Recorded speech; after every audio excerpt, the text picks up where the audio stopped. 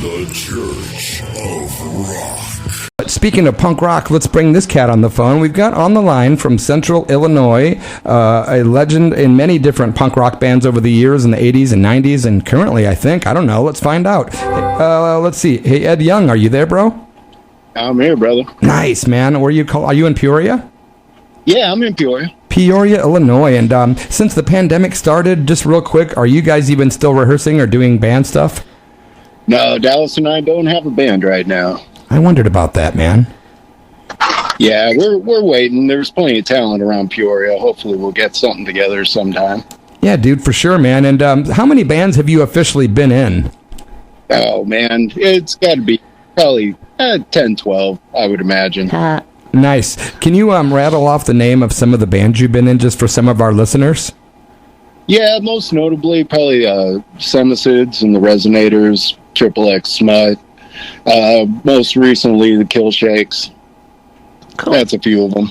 Yeah, we did quite a few gigs together over the years here and there, and especially in the Bloomington area, and it was always fun to see you guys play, man. Oh, yeah. Yeah, we shared a few stages together. Yes, we have. Sister Tracy, did you have something you wanted to say? No, I was just going to say that when you asked if he had been playing or, doing anything during all of this pandemic stuff the last year, if you had the time to do any writing, to do any, kind of new songs. No, I've been pretty stagnant lately. I developed neuropathy a few years ago, and basically my fingers didn't work all that well, so I kind of stopped playing guitar, and just recently everything's starting to get a little bit better, so I was kind of gun shy about playing and all that, so right I'm really looking forward to getting back into it. In between bands, I've always kind of taken a couple of years off, just so things didn't get too stagnant, and it's always nice, when you pick it up and get back at it again. It's all fresh and brand new, just like when we were kids, Sure, yeah. Totally makes sense. Yeah, that's great. Well, I hope, I wish you the best with that, the neuropathy thing, brother, and I'm glad to hear it's getting better, and, there's nothing wrong with taking a break and a little bit of chill time. It seems like a lot of people have trouble with just being still and being kind of just... Oh. Yeah. They freak out after not even a month of just sitting still. Oh, yeah, it's no good. But. Yeah. Hey, Ed, are you excited about the upcoming book and album and CD, Punks in Peoria, that's coming out, I think, in the summertime? Yeah, I'm really excited about it. It kept hearing stuff about it. I probably got interviewed for it maybe, about 3.5 years ago. And I started to hear a little bit about it here and there, and I reached out to Jonathan Wright, one of the co-writers, and, just say, hey, I was there, and I had no idea they were doing a chapter on Bloomington, and he had told me I was on their already on their list to be interviewed, and I think that's really cool, because I don't think they could have,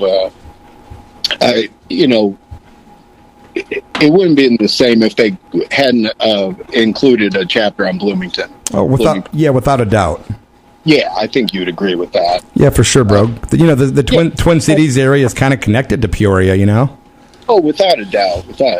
And, all our bands playing together and, supporting each other's venues and bands and all that over the years. So that was really nice that they, I was already... on their mind for that whole thing. I think it's going to be a really interesting endeavor, Yeah, I think it's going to be out in June. I'm not for sure, but it's called Punks in Peoria. If you're tuning in, I'm talking to Ed Young. You're listening to KSKQ Radio and the Church of Rock. And the Punks in Peoria book is about Central Illinois punk rock history, and there's going to be a vinyl album and CD that comes out with it. I know that they have a band camp, and they're doing pre-orders, so I can't say, hey, go do that, because on community radio, you can't do that, but I can say that there's a band camp with Punks in Peoria. What's it called? Punks from Peoria, right? Punks in Peoria. Okay, yeah. Should have wrote that. Well, my dyslexia started kicking in, bro. But yeah, it's going to be really interesting, I think. And it seems like it's already getting really good reviews from other punk writers and all that. People have written books like Eric Davidson from the New Bomb Turks. I saw a review from him already on there, and so yeah, it's going to be really interesting. That's very cool. I wasn't aware there was reviews, so I'll have to do some research, man. I've been trying to curtail my social media activities, which, as you know, it's addicting, man. So it's kind of hard, but I haven't really kept up, and I need to check out those reviews. Oh, definitely. Are you still adding stuff to you have a really interesting Instagram called Edwards Things that you have stuff for sale, and I've bought t-shirts and shirts and autographs and stuff like that from you. Are you still adding stuff to your Instagram regularly? Yeah, here and there. I've kind of I've gotten rid of the really good stuff. After I couldn't work anymore, I just got a closet full of punk rock medium t-shirts. Like, maybe they need a good home, and maybe I can make a few bucks. Totally, yeah. So, down to the bare minimum, but yeah, I'll keep adding stuff here and there. It's been a lot of fun. I actually met a lot of cool people, through doing that, through selling and buying and all that. That's the one good thing about social media is I've had some friends on there that I've never met, probably will never meet. But sometimes you kind of forget that. It's like, I've actually never met this person, but, we have a lot of the same interests. It's like, we're all over the place, Yeah, bro. Excluding your bands and any of my bands, what are some of your favorite, like, Central Illinois punk rock bands from the day and up till now? Oh, boy. So many. Super 88, as you know. Yeah, badass band. Playing, they've been playing for 20 years or whatever, they're terrific. Demolition Derby out of Lexington, Illinois. Yeah, great band. Soy City Stranglers and Decatur, they're great. Fierce Amateurs and the Memphis Dives out of Galesburg. The Cliches, really cool punk band from Peoria. I'm kind of spacing out. Yeah, that's cool. You named a lot of the good ones, man. I'm really looking forward to that Punks in Peoria record and CD because I'm looking forward to seeing some of the bands and hearing some of the recordings that I might not have ever gotten to hear back in the day. Oh, yeah. Yeah, me as well. In fact, there's 3 bands on there I don't think I've ever heard of before. So, I find that kind of hard to believe, but, it's out there. So it sounds like they must have tapped into some of the real obscure stuff, which is kind of cool, huh? Yeah, I think so. And I moved away for a little bit and then, came back and there was like an even bigger scene than when I left. So yeah, very cool. Looking forward. I know you were doing tattoos for a living. With your neuropathy situation, are you able to do tattoos still, bro? No, I had to give that up for now, but hopefully I'll get back into it. Not like I'll never own a shop again or anything, but maybe I can do, just do punk rock tattoos for the rest of my life. Hell yeah, man. I've gotten some great stuff from you too, man. I know I got a Joey Ramone t-shirt and a Chuck Berry autograph, and just want to say thanks so much for, having that stuff out for us collectors and getting it to a good home, because it's definitely not going to leave my home. The Bo Diddley autograph, man, I'm just so grateful, dude. Oh, yeah, my pleasure. I knew it was going to a good home, man. So, I don't mind parting with it. And I know you're an autograph guy, so. Yeah, that was cool. One day I was just like, wow, he's got some amazing stuff. And I got to tell you, it's kind of weird. I bought this red flannel shirt from you that I love so much, and it disappeared. It's just gone. Where's my damn shirt? I still can't find it. Check your Big City Rollers pile. Maybe it's in there. Right? I was talking to Richie Ramone recently, and he goes, I've been looking at those pictures of you online, and what's your deal? Why are you wearing all plaid? And he starts going off on me. He's like, you can't just come out wearing all plaid. I'm like, why? Richie. I didn't want to get off of here before I thank you for getting Richie in touch with me. That meant a whole lot. I had mentioned to you I had everybody, all the Ramones autographs except Richie and Tommy. And, you reached out to Richie, and he personally sent that to my house, man. It was it meant a lot to me. I got real choked up when I got that in the mail.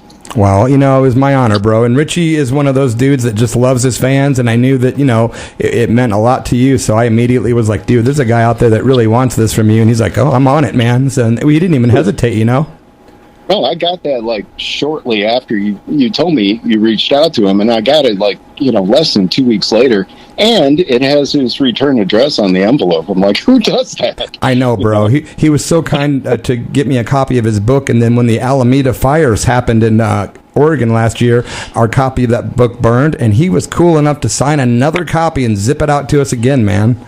Yeah, what a cat, man. Who does that, So, yeah, it's, of course, my honor, and it's great that we're both Ramones fans, Oh, yeah.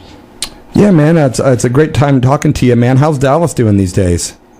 She's doing good, man. Keeping busy, She's doing real good. I was trying to get her on here with me, and she's like, nobody wants to talk to me. I'm like, what? Sounds like me. That's funny stuff, man.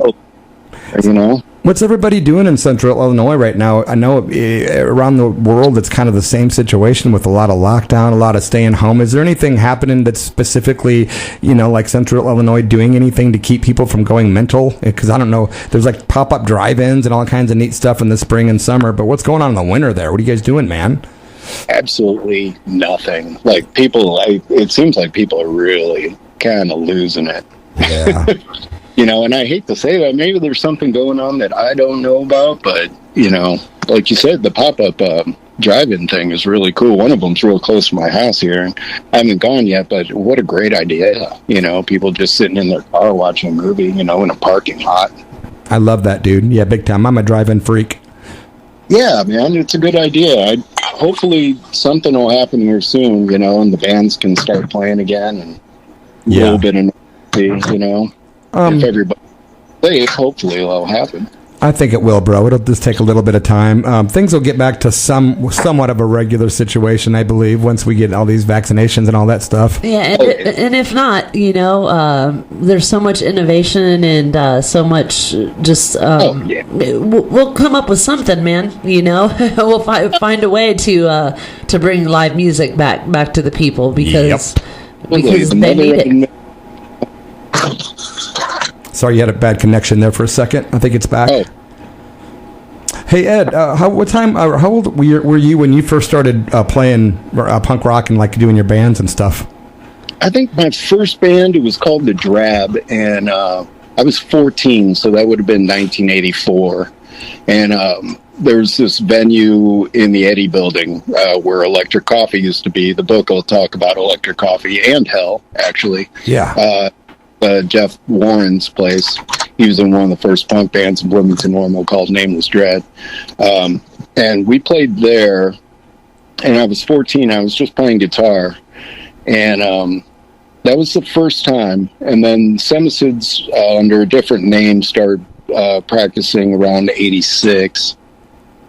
And about a year later, we got a different drummer, Rob Reed, and we became the SEMICIDS, and it went from there.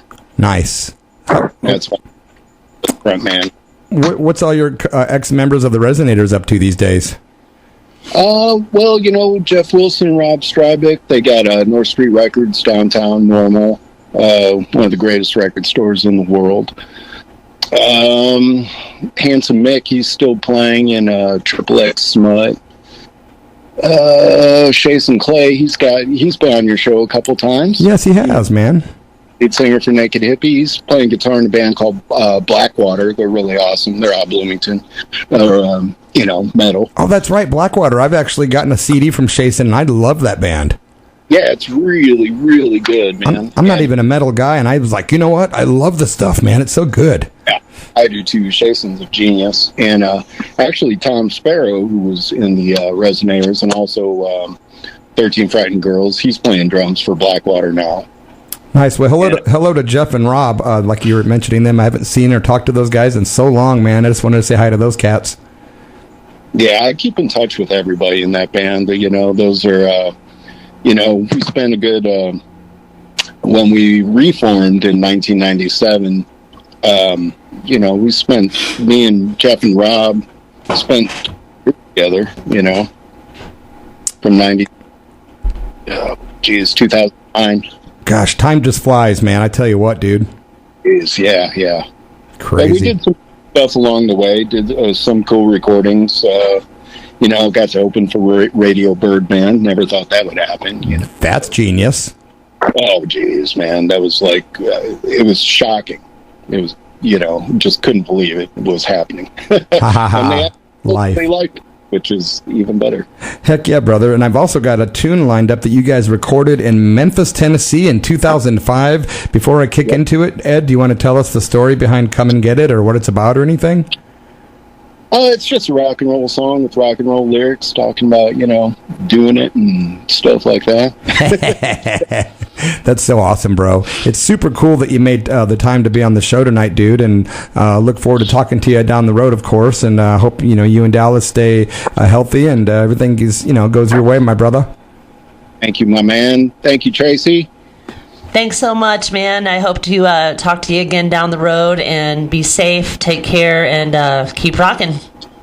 All right, we'll do. Thanks. Yeah, thanks so much, Ed. It's great talking to you, brother. Wish we could do it all night, but got to play some rock, and we're going to jump into some Resonators from 2005. Ed, thanks again, bro. All right, thank you. Take care. Yeah, take care, bro.